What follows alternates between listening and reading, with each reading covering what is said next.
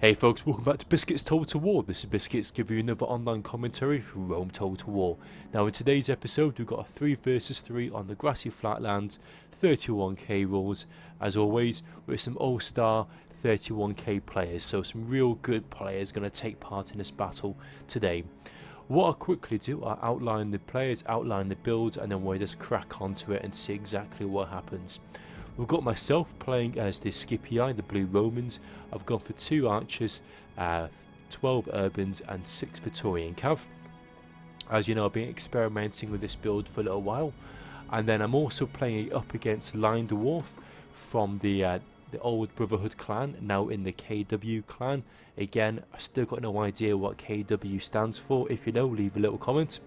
And he's brought 2 companion cav, 3 crescent archers, and then 15 royal pikemen.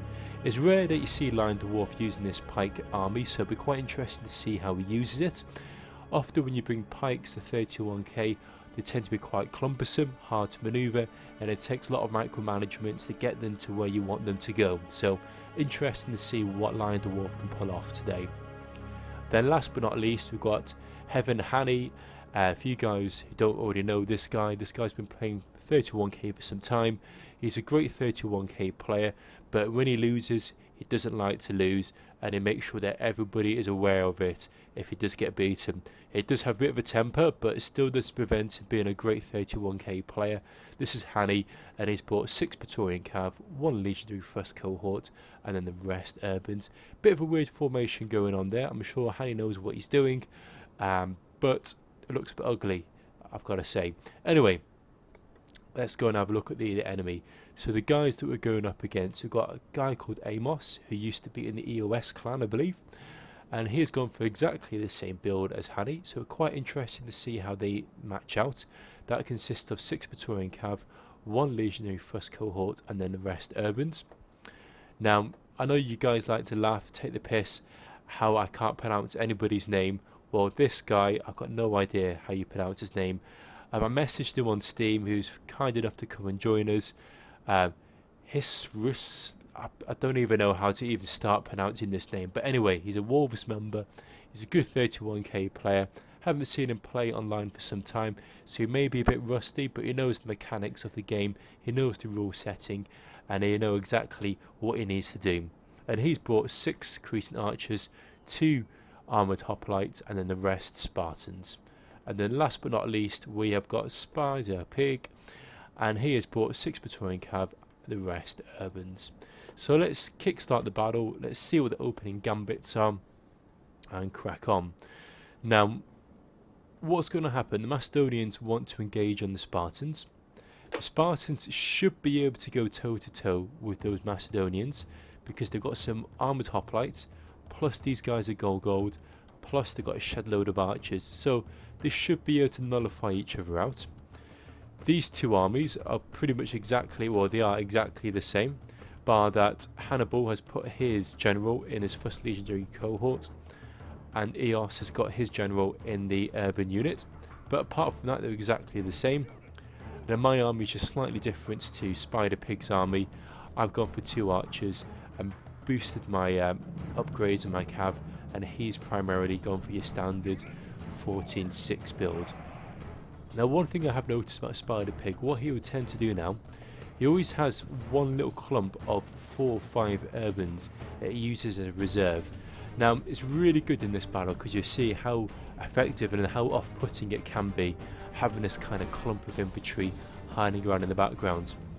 In the meantime, I've set my guys forward. What I'm trying to do again is get my archers into range, knock out a few of these urbans, try and whittle down their numbers. But again, I know I'm not going to do too much damage. It's really a case about putting the pressure on the enemy as and when I can.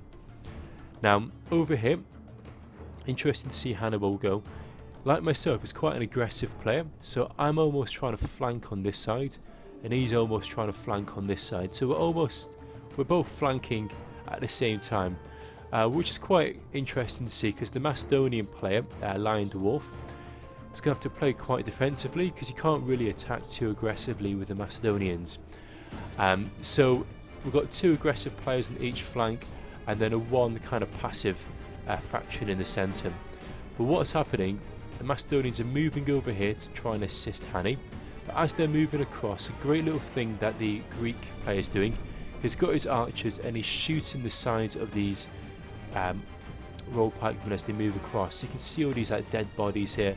So really nice manoeuvre from the Greeks there. Really nice little shooting the flanks and just trying to outposition the Macedonians when they can. Now in the meantime, I'm still coming around this flank at this stage. I'm probably going to try and rout off that unit there and just quickly pull my units away. This is Spider Pig's kind of little clump of urbans here. This is like his cluster number 2. So his main cluster is this unit here. His second cluster is this one. So if I just call that infantry lot A and infantry lot B, and you'll see this unit, it will kind of disappear and then it will come back at a later stage. But this is a really nice manoeuvre here from a Spider Pig and the Wolves player. Look, they're switching sides, which is perfectly done. What's going to happen? The Greeks are going to come towards me, and I don't want to engage the Greeks, because if I engage the Greeks will beat me. But I've already been outmanoeuvred here, I've been outpositioned. Now all the Spider Pig needs to do is aggressively push into these units here. And what will happen is his urbans will take on the Macedonians, which he should be able to win. These Greeks will take on my guys, which they should be able to win. But they've pushed all of our units back over here. Look, there's a massive gap now between Hannibal and Eos. Now, I've got my cab around the back here. I need to get my cab to go and support.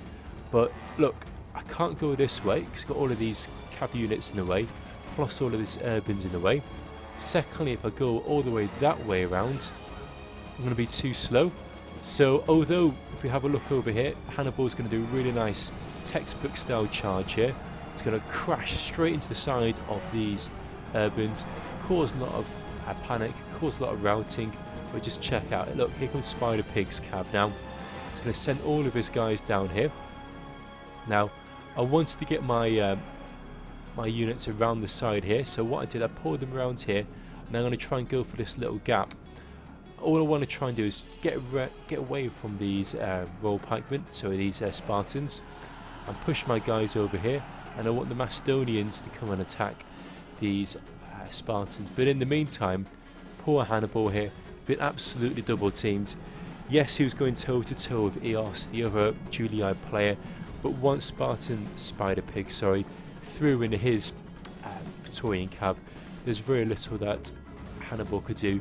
He's a pretty good player, but he can't take on 2 units. Well, not like this anyway. And there we go, we've got more Praetorian cab coming around the back here, and his guy's just been absolutely cream crackered, absolutely surrounded. There's very little that we could do on our side here. There's a massive chasm gap. I've set my cav around this side, and what I'm going to try and do is try and do a little hammer and anvil on these infantry units here. It's pretty much turned into a 2 versus 3 at this stage, but what we need to try and do is nullify these urban units here and try and outposition these Spartans over here. If we can do that, I'm sure we can swing this battle back into our possession. So yeah, poor Hannibal here got absolutely destroyed there. Unfortunately, well, you could say he sacrificed himself, so we can really pile on the pressure here. I've charged in my Praetorian cab, as you can see here, done a nice little hammer and anvil strike, charged through those urbans, taken out a good chunk of all of these units. If we have a look at these Spartans unfortunately are horribly out of position now. They've moved from this side to this side, and a few of their units got snagged up on my urbans, and a few of those units got snagged up on those royal pikemen. So unfortunately, what's going to happen now, we're really going to surround, and we're just going to pile the pressure on these Spartans. Spartans need to press F, lift up their pikes and just run away. As they run away, we need to pile in the pressure and try and make sure we get as many of these units whilst they turn their backs to us. I'm going to try and charge in one of my cav units here. Spartan's going to quickly turn around, so I need to pull my cav back out and try and chase down this clump of routing units. I don't want any of these units to come back. So myself and Liondward doing pretty well here. We've managed to take out a good chunk of Spider Pig's infantry, a good chunk of the Spartans, but over here you can see there's a good chunk of Spider Pig's cav, some of his infantry, and as well as more of Amos's infantry. So I still say it's 50-50 at this stage. Unfortunately, Hannibal's now gone. He did leave us with some choice words. He wasn't best pleased that he was left isolated on his own, but I like to think that Hannibal sacrificed himself so we could try and take out this army on this side. But the good news is we've got a shed load of royal pikemen still left. Now these royal pikemen should be able to take on these Spartans, and we've still got archers, and we're really going to pile on the pressure and try and take out as many of these units as we possibly can.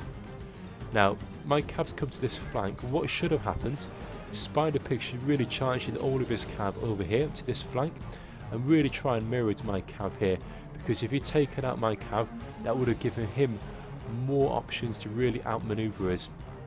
But I moved my cav around the back here, around this flank here. I've realised I've moved them too much.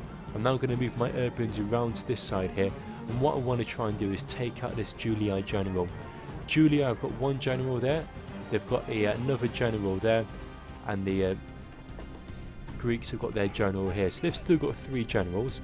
We want to try and even the odds on our side now, so I'm going to move in all my infantry over here. Once I've got this unit snagged up and surrounded, I'll then go in for a cav charge. So here we go, infantry is going to go in, I'm going to try and snag and surround this unit here. Spider Pig, what he should have really done is maybe jumped into Testudo or something like that. In I come with my cav here. I want to try and kill this general. General's going to rout. Yes, I'm going to sacrifice a couple of my units, but it's going to be well worth it in the long term. Again, Amos probably should have moved his infantry units over to this side. What we're trying to do is outflank them. We're trying to outmaneuver them with my urbans, and whilst we outflank them, then what's going to happen is Liondward is going to push his units forward, and for the huge overwhelming numbers of the units, they should be able to drop the morale of the opposition and cause a bit of a rout. Now, a bit of a blunder on my side here. I'm going to move my cav over here.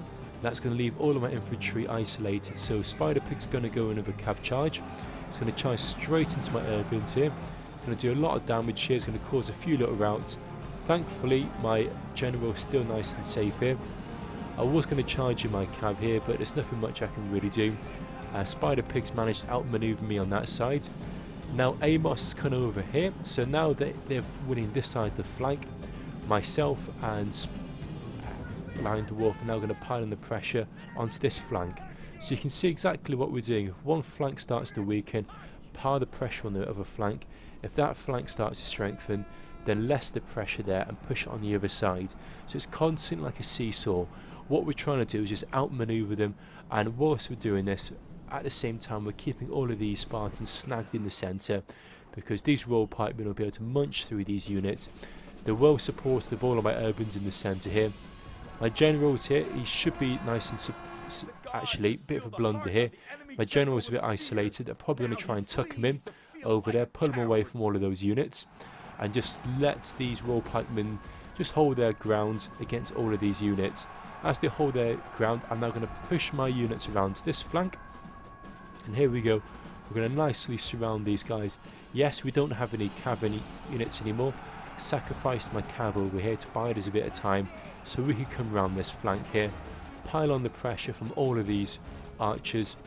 These Spartans that have come back from routing, they're just going to try and hold their ground, but there's nothing much they can really do at this stage. Again, the cav, what they should have done is stayed onto this side and then charged into my infantry units because they were unsupported.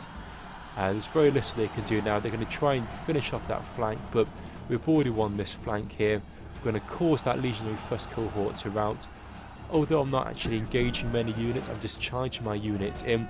I'm dragging them in, repositioning them, and that's going to cause panic in the Julii ranks, cause a rout, and that is going to be GG to us. So that could have gone either way at the end of the day. Hannibal, yes, he sacrificed himself, I'd like to think. Maybe we should have supported him a bit better, but because we didn't engage all our units over here, it meant that we could capitalise on this side. Because we capitalised over here, we managed to swing in a nice victory. So let's look at the kill count. Myself, 1600 kills. Hannibal, 1000 kills. If you have a look at Amos, that's nearly 1100. So pretty much Hannibal and Amos did pretty much exactly the same. Spider Pig got in 1100 kills. I think if he'd been a bit more decisive with that cav, he might have been able to kill him, get him more kills. Unfortunately, With the Greek play, he played exceptionally well at the beginning of outmanoeuvring us. Textbook outmaneuver there. We really were scuppered for a moment. Myself and Liondward were on the wrong side of the battlefield, facing the wrong faction, and he really could have piled on the pressure there. He really could have swung in the victory. Unfortunately, his Spartans did get outmaneuvered, and they were slightly out of formation, and that's when myself and Liondward were able to pile in that pressure and swing home the victory. So although it was a clear victory, to me it was more of a close victory. Guys, don't forget to like and subscribe. I really do appreciate your time watching my videos, and I hope you enjoy watching them as much as I do commentating them and of course playing them. Again, if you like Rome Total War, show your support, go check out my other videos that I've got on my channel. There's loads of tactics, tips, tricks, tutorials, you name it, it's on there. Anyway folks, thanks for watching, and I'll catch you guys soon. Bye now.